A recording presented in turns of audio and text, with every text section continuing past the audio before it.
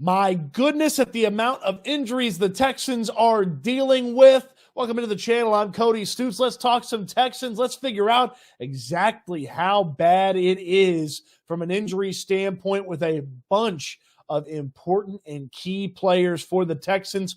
23 players on the injury report, 21 of those players on the 53-man roster. My goodness, what are the Texans going to do? Let's dive into it and figure out exactly how affected Sunday's game with the Cincinnati Bengals will be, according to the injury report. I'll say this with the caveat up front. This is the Wednesday injury report. Guys get better. Guys get healthy. It's world-class treatment. Stuff changes. But if a guy doesn't practice Wednesday or Thursday, there's a really, really good chance he's not going to play on Sunday. Just one lone Friday practice typically doesn't get that player enough time during the week to play on Sundays. So we're watching Wednesday and Thursday as a combination because you really need some of these guys who are out on Wednesday to turn into maybe limited on Thursday and hopefully a full participant on Friday before they play against the Bengals in Cincinnati on Sunday. Let's dive into the injury report. As I mentioned, 23 names on this thing and a multitude of starters, expected starters, backup players, and things like that. We'll start top to bottom because the DNP that did not practice, that is the one that gets really tough to pop up on a Wednesday because you need something to change here for Thursday. You need something even better on Friday, and then game time, the designation will pop up there on that Friday injury report. Let's start at the top. Will Anderson Jr., he left the game with the injury, which we now know is to his knee. He limped off the field to save the Texans a timeout in that final 2-minute drive that the Buccaneers were putting together. If Anderson stays down, the Texans lose a timeout. He kind of hobbled off and jumped off the field. The Texans were able to save a timeout, but Anderson missing, did not practice. If he is not available for this defensive line, your immediate backup is Jerry Hughes. So you'll see a little bit more Jerry Hughes. You see a little bit more Dylan Horton, but there's nobody that replicates what Will Anderson does for this team. Will Anderson being down would be a huge, huge issue for the Houston Texans on Sunday against the Bengals. You want to be careful with him because there's still a lot of games left in the season, so you don't want to rush him back out there, but Anderson's definitely going to need to get some good news here in the next couple of days to be eligible to play or to be active on Sunday, I guess is the better way to say that. There's nobody that can fill in exactly what Will Anderson brings to the table. Even if Hughes and Horton play well, them playing well is far below the level of what Will Anderson brings to the table as the defensive end and standout pass rusher for this team. That's a rough one. It's one of the roughest DNPs of the day. Andrew Beck, there's not another fullback on the active roster. There's not another fullback on the team. Dalton Keene, who's on the practice squad, he played a little fullback in training camp. But if Beck can't go, we've seen how much the fullback is used. Oh, by the way, Andrew Beck is a part of the tight end room. He's a part of the tight end situation for this team that has just Dalton Schultz and the tight end that they signed last week who played at Drake, Eric Saubert. They're the only two healthy tight ends because, as you'll see on the injury report here, Brevin Jordan is still on the injury report. If Beck's down and Jordan's down, the Texans only have two tight ends that are healthy on the active roster. Now, obviously, Dalton Keene could be activated from the practice squad. You can move him up. But you only get a handful of activations from the practice squad. You may need that somewhere else because, look, we're through 2 of 23 injuries on the injury report. Cashman being down, that one's tough. He's one of the better linebackers on the team. There's not an immediate replacement for him because, as you'll see, one of the backup linebackers, Jake Hansen, he's down with the injury as well. We know Kaimi Fairbairn left the game. Halftime is when they decided to go to Dare Agumbawale. The Texans have a kicker on the practice squad now. His name's Matt Amendola. If that name sounds familiar, no, it's not Danny's cousin, brother, or anything like that. It's a guy that was previously on the Texans in 2022 and kicked a little bit in the preseason for the Texans. He's okay. His record to this point in the NFL career that he's had is not fantastic. He hasn't made a ton of his field goals. He's made enough.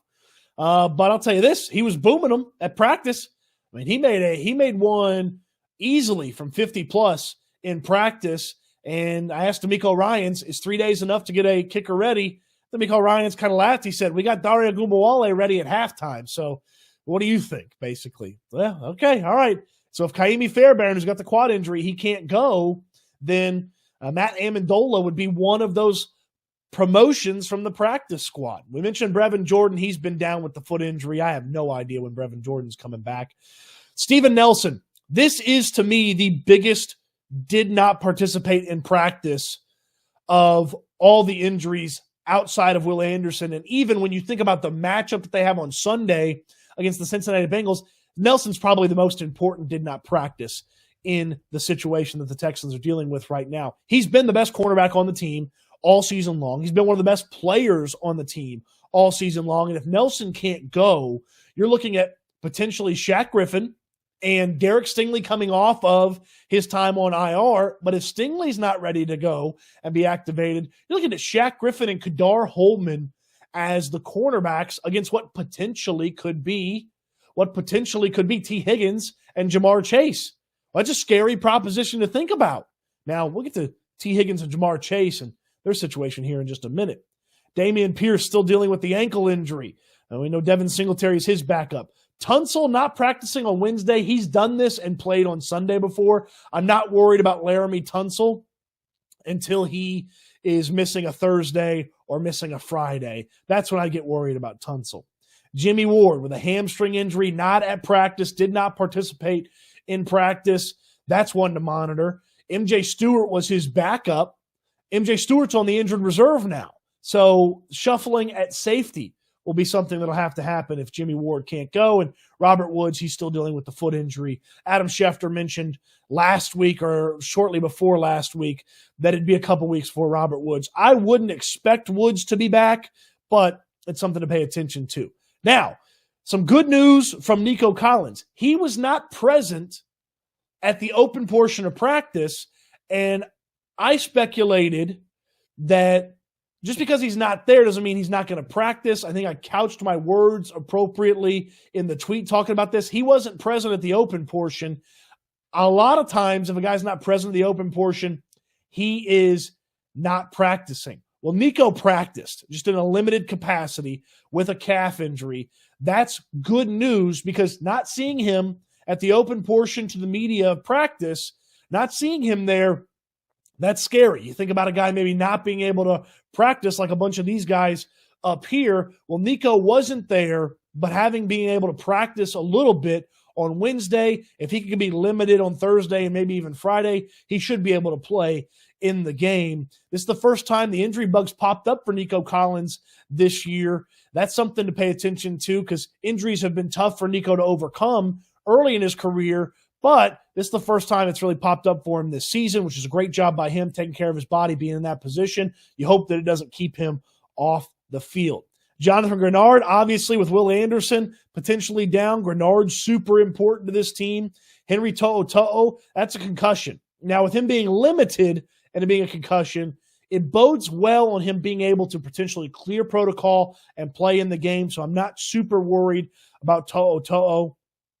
Fant and Titus Howard still practiced. I feel like big guys on the offensive line always have something wrong with their knee, so you hope that George Fant and Titus Howard are healthy. This doesn't get downgraded to say out for a Thursday or a Friday. And yeah, if you're limited for 3 days, you're probably getting a questionable designation. I would think that Fant and Howard are good to go right now, but let's see how Thursday plays out before we make any sort of big declaration on exactly what those two big fellas at the left guard spot for Titus Howard and the right tackle spot for George Fant will be doing. Majai Sanders got some run against the Tampa Bay Buccaneers, limited.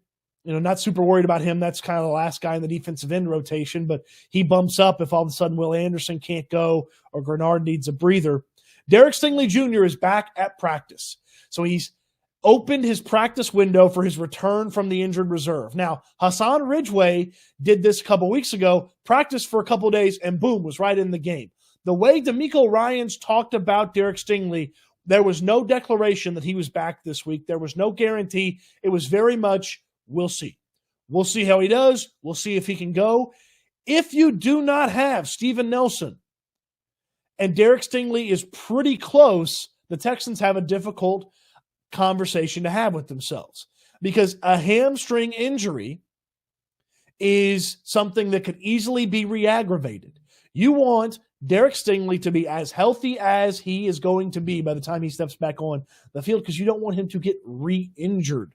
Okay? There's a serious re-injury element to a hamstring injury. So with Stingley, you would hope that he's good enough now that if he can practice, he'd be good to play in Sunday's game, especially if Steven Nelson can't go. If Nelson's back, maybe you give Stingley an extra week. You give it a go with Shaq Griffin and a not 100% Steven Nelson and hope that that is enough. Also practicing, designated to return, Charlie Heck. Heck's been on the PUP list to start the year. He was dealing with a leg injury, or with a back injury, excuse me. So he's back, practiced in full. If he gets activated, someone loses their spot. Same thing with Derek Stingley. So someone comes off the 53-man roster so that Heck or Derek Stingley can go on. The Texans do not have to activate either of these guys before Sunday's game. And then these four players down at the bottom, Christian Harris with a hand injury, full participant. Josh Jones, he's your backup to Titus Howard at left guard. He's your backup to Laramie Tunsil at left tackle. So it's good that he is healthy. John Mechie with the ribs thing, he left the game and didn't return on Sunday. It's good to see him back, full participant. And then Sheldon Rankins. He was really close to playing last week, it feels like. Rankins, a full participant. You get some pass rush help from the defensive tackle spot with Sheldon Rankins if he's indeed back for this team. So a lot of injury issues for this Texans team to kind of comb through. And we've talked a little bit about who you could have replace this player or that player if they are indeed down. I'm not hitting the panic button yet on any of these guys, but if they don't practice Thursday, they don't practice Friday, or they're limited both days after being out on Wednesday, that puts into a serious question who's going to be available. And when you start thinking about 21 guys off the active roster, and you know for sure if Kaimi can't go, you're using a practice squad promotion on a kicker, the who's available and how deep you are, maybe some of these guys have to take one for the team and go on IR so that someone else can come up and take their spot. You don't have unlimited practice squad promotions for a Sunday, and the Texans are running out of returns from IR for this team. So it gets into a dicey spot. If someone goes on IR in the next couple of weeks, it probably ends their season more than likely. And if more than a handful of guys go on the injured reserve, they're done for the rest of the year. You only have X number of returns from the injured reserve, and the Texans have already used a very good amount. I believe they only have 2 left on the season. So terrible injury luck for the Texans right now, but I would argue the luck that the Bengals had is trending towards just as bad. Let's take a gander at the Bengals injury report here, okay? Jamar Chase, back injury, did not practice. That's one of the best players on the Bengals. That's probably the best non-Joe Burrow player on this team, and he did not practice. Now, he talked with the media, or I guess had a conversation with someone in the media, and was like, didn't really give any indication that he was playing.